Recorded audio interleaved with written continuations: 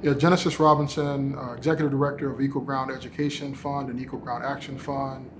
The fight for fair representation in my community looks like a commitment to continue to challenge efforts to roll back the hands of time and exclude my community from participating in democracy, whether that be casting votes, whether that be election administration, or just simply having access to good information.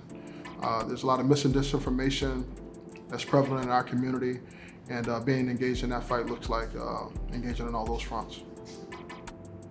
Yeah, so Equal Ground was founded about 7 years ago with the sole purpose of being intentional about the work that we do for Black communities. Florida has a very long, complicated history when it comes to democracy.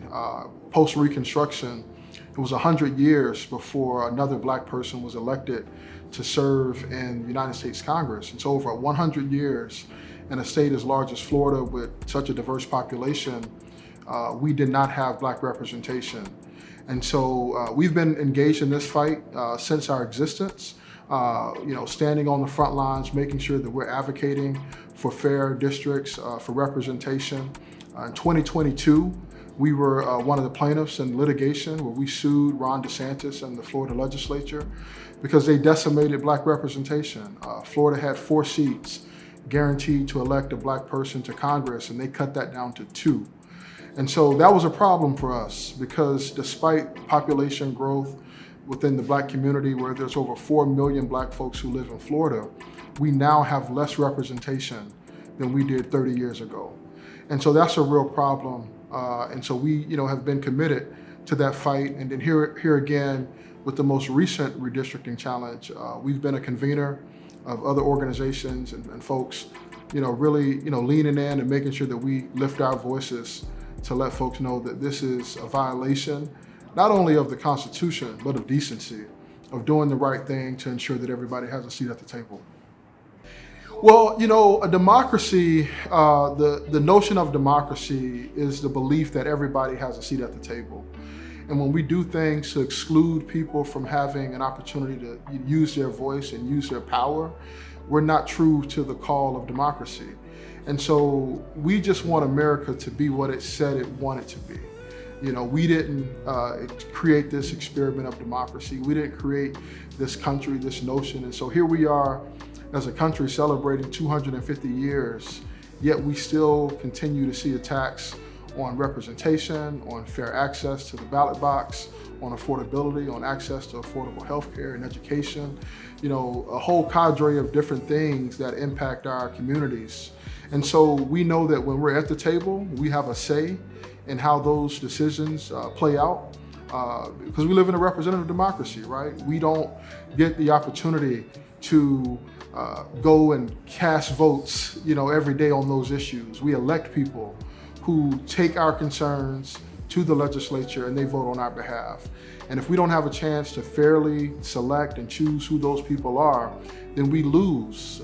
We lose out on the issues that matter most to our communities, and we suffer as a consequence of it.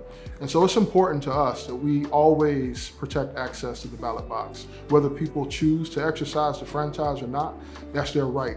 But the access to have a voice at the table is something that should always be protected. What gives me hope is the fact that, we have an opportunity every day that we wake up to get it right. What gives me hope is that, as Dr. King would say, unmerited suffering is redemptive. And I think, people are waking up when they realize the repeated attacks and the fact that government does not work for them.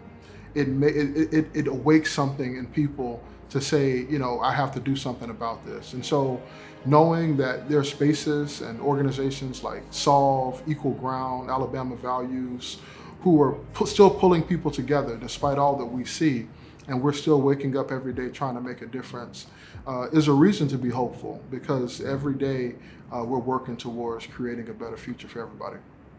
Yeah, I think really the benefit of Solve and this convening is collective power. There's an old adage that if you want to go fast, go alone. But if you want to go far, you got to go together. And I think that is something that this organization is committed to, is to getting it right. We're not in a rush to do this necessarily, but we want to make sure that we do it right and we bring everybody along with us. And so this collective power, whether you're Georgia, South Carolina, Florida, North Carolina, Louisiana, we all have unique challenges in our communities. And so when we're able to come, talk collaboratively and share, we glean from each other, we learn from each other. We have an opportunity to talk about what works, right? The challenges that we face in Florida are unique to Florida. But there are some things that we can learn from our comrades in other states that we can take back to try to win and build power. Because that's ultimately what this is all about, is building power and liberating our people.